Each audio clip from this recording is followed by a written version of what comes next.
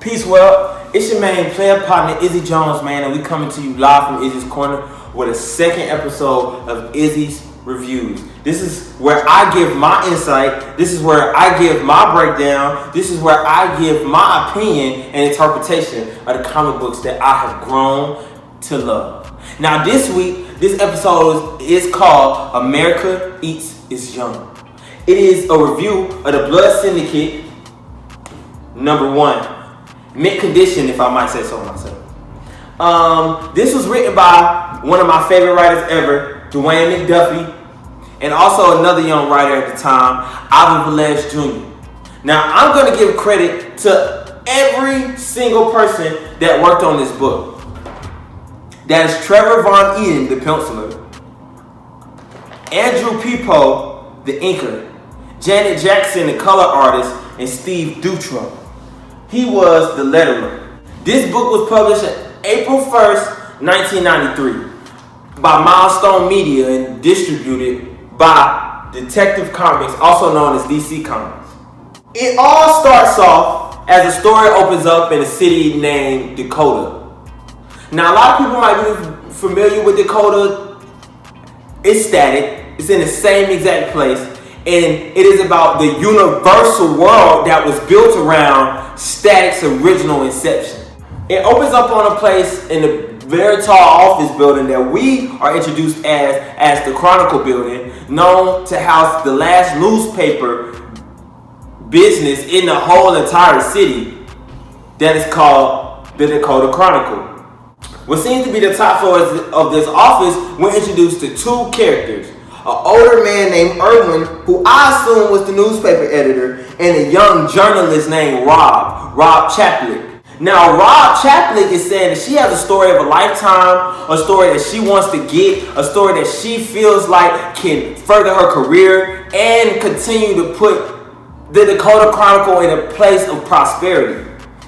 Erwin ain't really feeling that though. Erwin is more like an older dude, white beard, white hair, no hairline, And he feels like this story for her is a little too dangerous to cover. But he feels more comfortable sending her to the Republic of Croatia.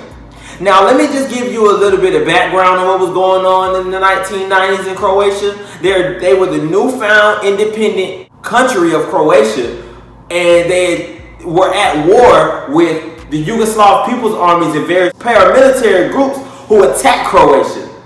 By the end of 1991, over 400,000 Croatian civilians that were terrorized, thrown out on the streets, some killed in broad daylight. This war didn't end until 1995, but he felt it was more dangerous to go up the street in their community, take a subway stop or two to get this real true story that's happening right under their nose. Just let you know a little bit about Erwin, huh? He didn't want Rob to write the story about this gang life. He didn't. He just didn't. I'm gonna keep saying this. This is not a superhero story. The Blood Syndicate were a notorious street gang in Dakota. Erwin's last words to Rob were, "Come back alive." But that's a lot easier said than done. And Rob wanted to do it. Dakota was swamped in gang activity. I'm talking about basically turning that city from a place of black and people of color affluence to a hub for drugs, guns, murder, and influence. Don't forget the turf wars, the infamous turf wars. Now, as we go over to page 2, we see a destroyed bridge that Rob details to us that is the bridge between Dakota and Paris Island. Paris Island was once the ever so vast growing island just off the coast of Dakota that literally was the industrial birthplace. I'm talking about factories for tires, rubbers.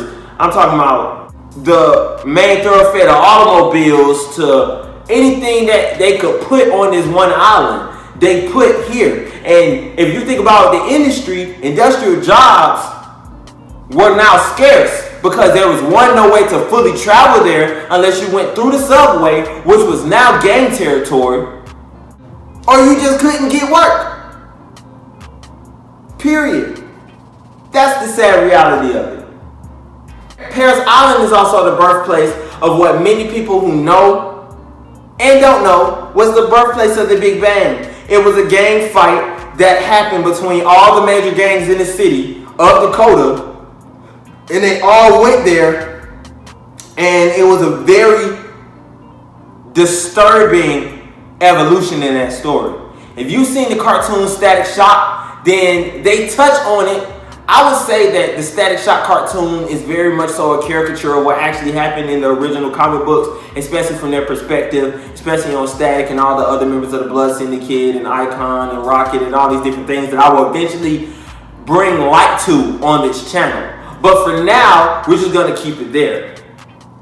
Rob thinks that My Journey to the Heart of Darkness is a good title, but also a little patronizing. So that right there is the first introduction to her morality, to her center, to who she is and who she is trying to be versus who she was and who she needs to be. You know what I mean? So she is now one step into the subway station, walking down the steps as she gets on the train. And one thing that I noticed was that American Hoods is built on chaos, cloaked by high rises and gentrification. This is a different world to Rob. This is also maybe a different world to a lot of my viewers right now who might not have gone through anything similar to or just like this story that I will continue to unfold here. The subway inside, outside is riddled with graffiti. It's riddled with artwork. It hasn't probably been clean since the Big Bang happened, just being honest with you. And there's a homeless man laying down on the bench of the subway car. He's asleep. The bench is his bed. Newspaper is his blanket. And Rob is disgusted. Not necessarily with the stench of the man, but of her thoughts, her judgment. This story that she wants to write is her livelihood. It is what is going to pay her bills once she submits this story.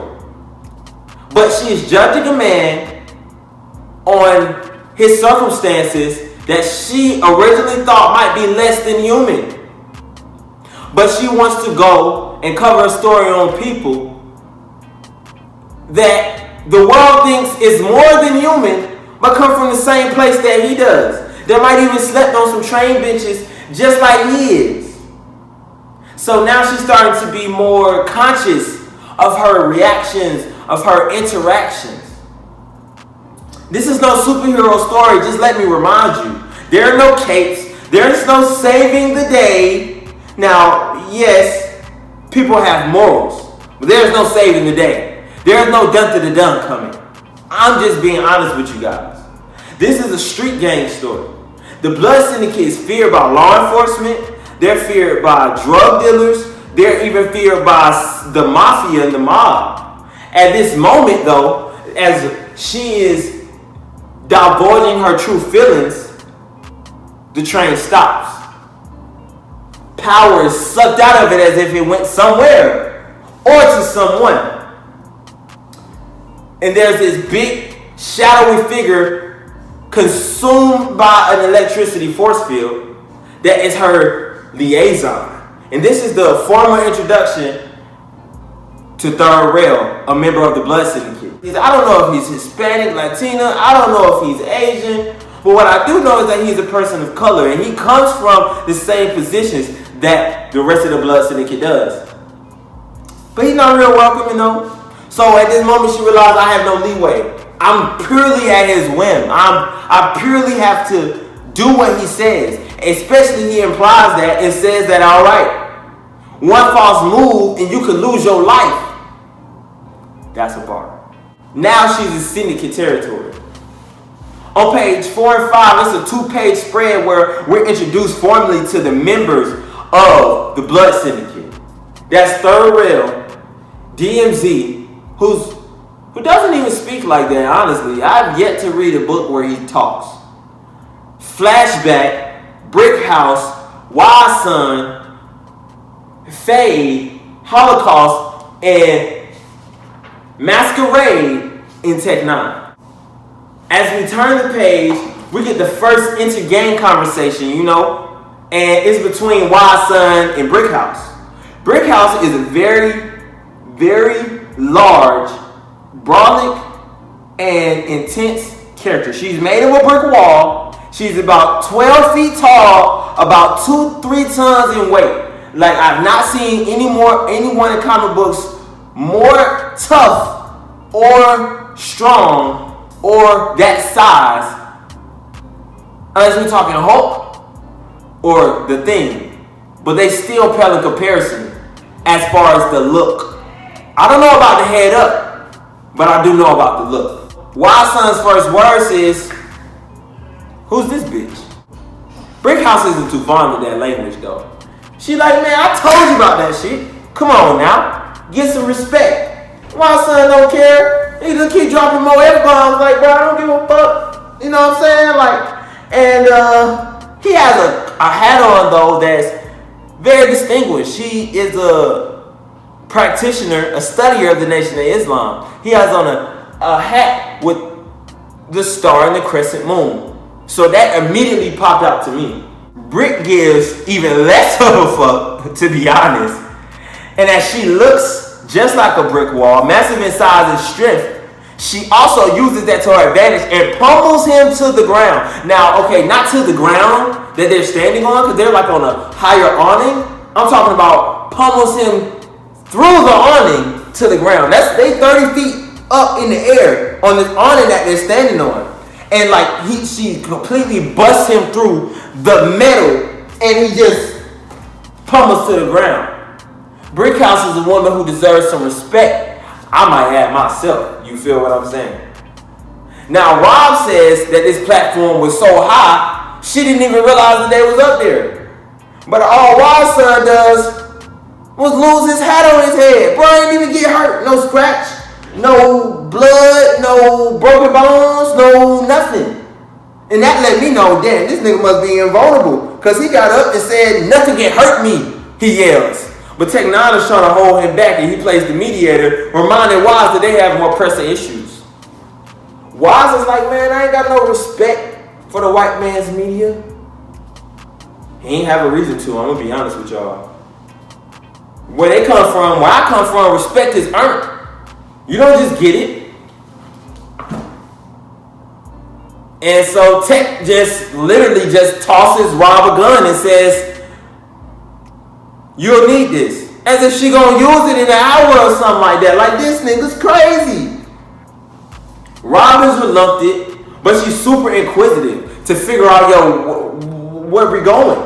And Masquerade said his first lines, to me, that was very thoughtful, very educated. And this is what really spoke out to me. And he says, "We're going to destroy the means by which the white man's poison is disseminated in our community." Even Dakota is facing the war on drugs. You can't get away from that. Now, a little more cultural reference.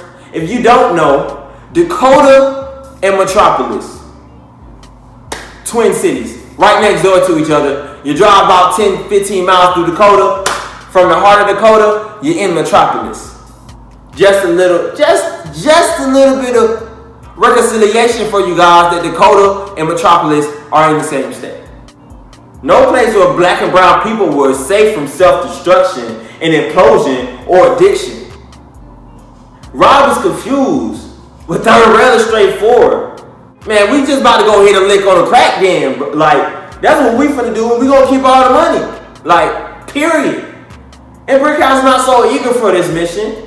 She really wants to tell her story, tell her side of things.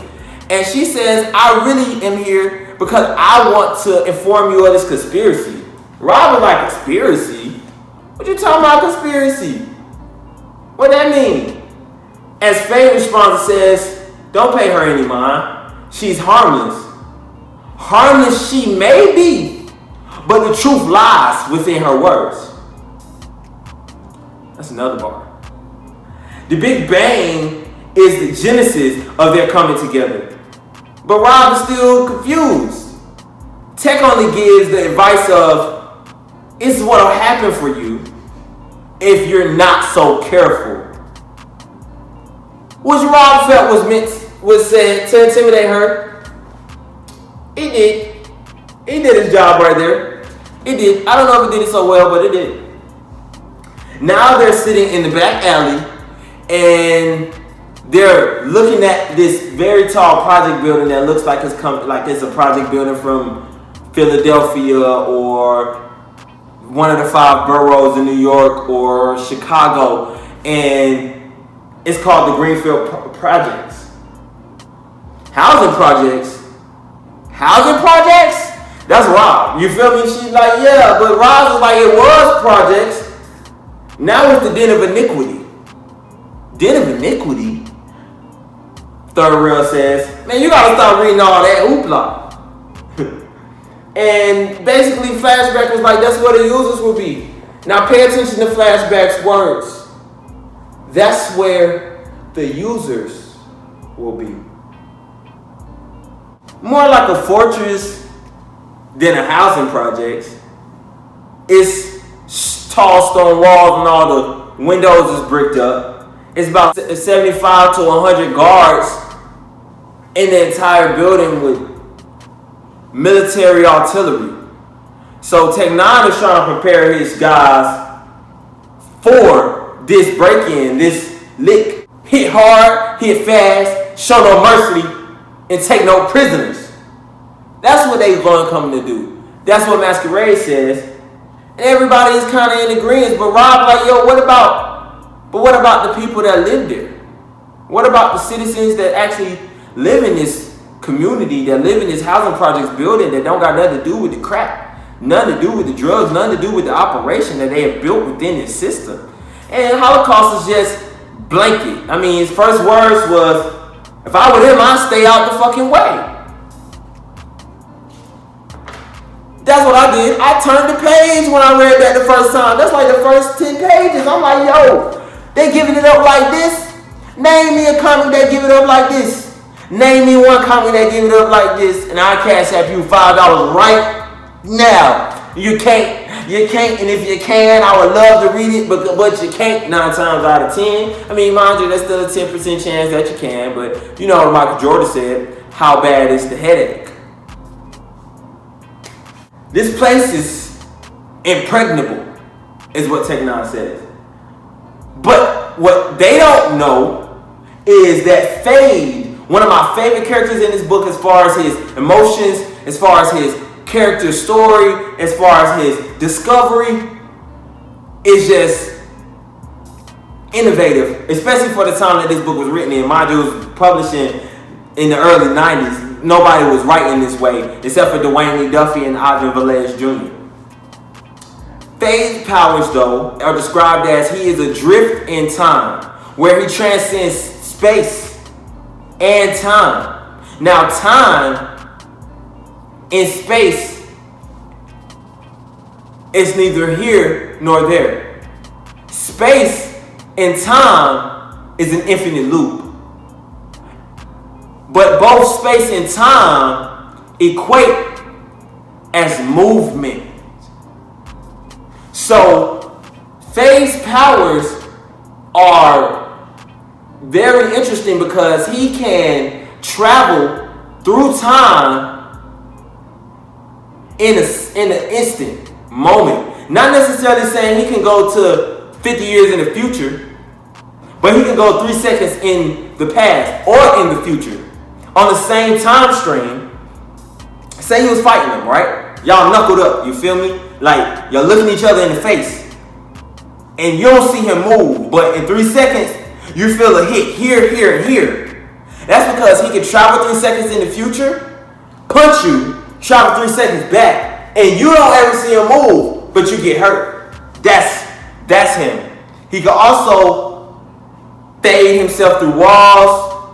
He's just an all-around interesting character to me. This nigga's wearing all white. I'm talking about white turtleneck, white pants, white shoes, white trench coat, black dude. I'm just saying this nigga's fly. Like, you feel me? Like, he was just fly to me. You dig? So when he walks through this impregnable fortress, this crack den, the guards start shooting, but he's translucent. So the bullets is flying through him, and he's able to open one door. Like, he goes through one door that is like titanium built, but he also was able to open another door where it's like a foyer in between both doors. And the second door was titanium. And the Blood Syndicate just walked through the front door, and Brick House literally breaks down this titanium door. Now the first door was more of a gate. The second door was more of a lock and key kind of thing. But she break it down with one punch. And this is really interesting onomatopoeia they got on this page. And it go, ka-choom. I ain't never heard nothing go ka-choom. I ain't never seen nothing go ka-choom. But if they said that shit went ka-choom, I ain't gonna be mad at it. Because then again, I ain't never seen an 11, 12 foot tall woman made of bricks that's Hispanic. So she got damn said ka-choom with her punches. That shit probably went goddamn ka-choom. And the first thing the guards say when they see him is, it's the Syndicate. Like, everybody want to know. Like, everybody need to know. Like, shoot everything that move. Like, that's how they coming. But the Blood Syndicate front line is Wise Son, who's indestructible, invulnerable to pain. They have, I'm talking about, can't pierce his skin, you feel me? They got Brick House, who is just self-explanatory as a fort and a blocking shield. And then Holocaust, who is just brolic and brawly and swole, but his powers is more combustion than it is fuck you up. You dig what I'm saying? It was so much cover that Tech 9's powers were finally introduced to me. And his powers were more creative, and they weren't necessarily like powers, but they were, because this dude can have as much artillery as he wants to. I'm talking about any kind of gun. I'm talking about snub nose. I'm talking about Tommy gun. I'm talking about dual 9mm. I'm talking about 38. I'm talking about triple beam. I'm talking about Draco. I'm talking about Uzi cannon. I'm talking about any kind of handheld weapon that shoot bullets. He can just foul them out of his hands. And his accuracy is what is great to me. Because in his next panel, the nigga actually shoots the hands off the guards. I'm not talking about he just shoot the hand and then drop the gun. But I'm talking about literally, he shoots the ligaments off the bone. Like, the hands turn to blood juice. Like, no more hands. Like, no more hands. That shit was crazy. I gotta show y'all this. Look at this. Look at this. How you feel if you in a gunfight and a nigga shoot your hands off and you ain't got no more hands? Like, you can't even go get that repaired. Like, you look on the ground and your fingers just flopping around with signal left. Like, come on. Like, my thumb over there, my ring finger over there from my left hand. Come on, man. And he ain't really worried about that. Only thing he's saying is, shut up and take him down. Like, no more talking, y'all. Get the business. And we finally get to see Masquerade's powers, because earlier in the issue, if you follow along and reading with me, he showed a little bit of vulgarity, but not too much vulgarity. And this really turned into like a sin lion. I want to call it a centaur, but I think a centaur is more like a horseman. He turned into like a lion man. I'm talking about full mane, teeth, nose. Only thing is, the body, he got claws, but he don't like walk on all fours. He just like, if Simba in the Rock goddamn had a fusion, that's Masquerade. But he just started attacking people. I'm talking about snapping necks with his teeth, scratching people up, like blood dripping out his mouth down his body. You feel what I'm saying? And that to me was just crazy. Now, we finally get to see Third Rail at full capacity. When he drained that train the other few pounders ago, it wasn't really what he could do. He just took a little power, a little juice away from him. But this nigga went and found the circuit box and drained the whole building of his main power source. And he absorbed it and grew to like 9 feet tall, 10 feet tall, maybe even 15 feet tall. I don't know how big he is, because literally he makes a joke and says, "You're in trouble big time." You get it? Big time? They ain't laughing nothing. They start shooting at him. And he's like, man, if you had manners, you would have laughed. But then he proceeds to step on them. Like, not just like kick them and step on their face. I'm talking about like towering over them, like Jack and the Beanstalk giant type. Step on them. Like, I was thrown off a little bit. I'm thrown off. Imagine how Rob feels. Think about how Rob feel. Rob is like, hold on, hey guys, we might need to. So she's gonna try and get away from all the fire and all the gunfight and the stepping on people and the kachoom. She go up these steps. Not smart. First mistake. Red flag. Shouldn't have did that. That's what I seen the first time I seen it. I didn't even know what was coming next. I'm talking about, I was like, whoa, Rob, where you going? You should stay with them. You're here to journalize their story, not to goddamn break into the crack house with them. What you gonna do? You ain't even got your gun out. Your gun is in your purse. Your purse probably left at the station or the hideout that they was at. You're tripping. But you go upstairs anyway. And the next panel is this black dude holding a double barrel rifle. That lets you know, bruh, got that aim. Because, nigga, you only got 2 shots. You only got 2 shots, and usually they come out at the same time. So, you got to reload. You got to click. Sometimes you got to put some gunpowder in that thing. So, this nigga's a marksman. That's what I thought. Put her in the scope as she come around the corner. He like cat-a-corner to her. And he kind of hear her coming up the steps. And she's asking to find Wise Son and Tech 9. Even though the few panels ago they were just downstairs getting their business going. I don't know what Rob was thinking. She hit that corner, and this nigga could clap. I'm talking about could clap. That's what the page say. Could clap, and her head is now a puddle of blood. I'm talking about blown clean off. I'm talking about finished. I'm talking about skull disconnected from the neck. Like, I didn't even know a double barrel shotgun was doing that to a human. But I'm talking about head, neck separated. Flashback sees her. And we finally get to see what Flashback's powers is. Name, powers, and kind of intertwine. And she started to count down. Please let this be enough time. 3, 2, 1. Flashback! And time reverses 3 seconds in the past. And she's able to jump towards Rob, push her out of the way, and the nigga missed the shot. And he was like, that's alright though, I got another barrel. What's going on?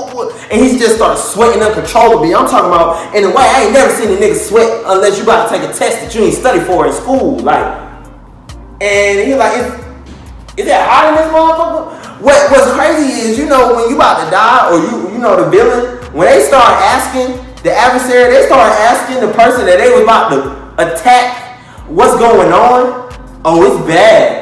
You went from we adversaries to yo, I'm worried about my life. And he just started smoking. And in the next page, this man literally burnt alive. Holocaust power, like I said, was combustion. He burnt him alive from the inside. He was behind him. I don't even want to know why he started sweating first. Why his jacket didn't catch flames. I don't know where his hand was at. I don't want to know where his hand was at. But what I do know is that nigga burnt up from the inside. There was smoke coming from his pores. His pores? That's crazy, man. Holocaust like, yo, you alright, Flashback? She like, yeah, fine. But Rob is like in a daze. Like, she is 10 things going on at once.